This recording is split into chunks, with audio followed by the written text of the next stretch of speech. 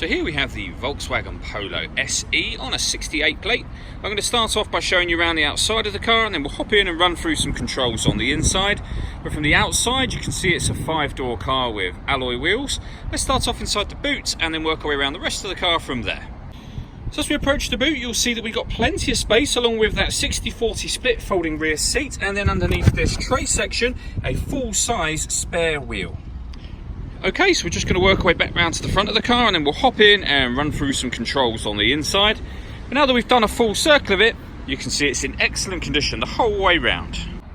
Just briefly before we climb in, I think it's well worth seeing the interior from this exterior point of view. There's plenty to run through on the dashboard, so let's hop in and we'll do that right now.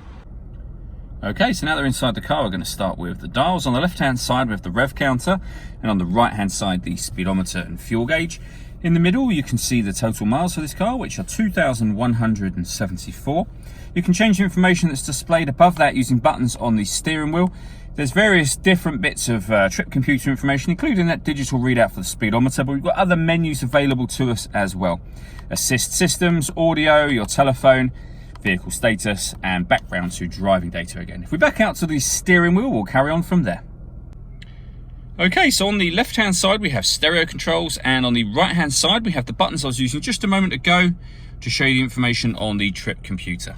Over in the center we have the touchscreen for the car. So this is where, amongst other things, you can pair up your phone. So hit find phone and it will look for your device from there.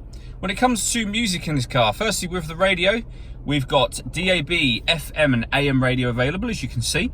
If you want to listen to your own music, you can do. There's plenty of ways to do that, and you can see those on screen now, but they include a couple of USB inputs, SD memory card input, and you can stream music wirelessly via Bluetooth audio. So not only will you be able to make and receive phone calls, but you can also listen to your music up on this screen as well.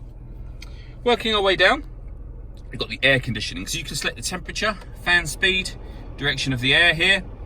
Hit that button to turn the air conditioning on, and again, obviously, to turn it off. That one will recirculate the air that's in the car. That's a great way of heating it up or cooling it down quickly, depending on the temperature you set on this dial here, of course, and you can turn either of those off just as easily as you turn them on.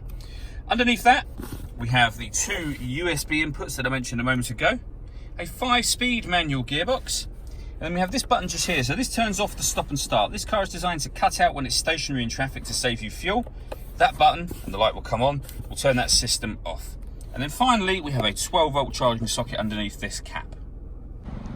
All that leaves me to say is thank you for taking the time to watch this video. If you'd like to come and see the car in person and have a test drive, please feel free to call any of our MJA sites. We'd love to hear from you soon.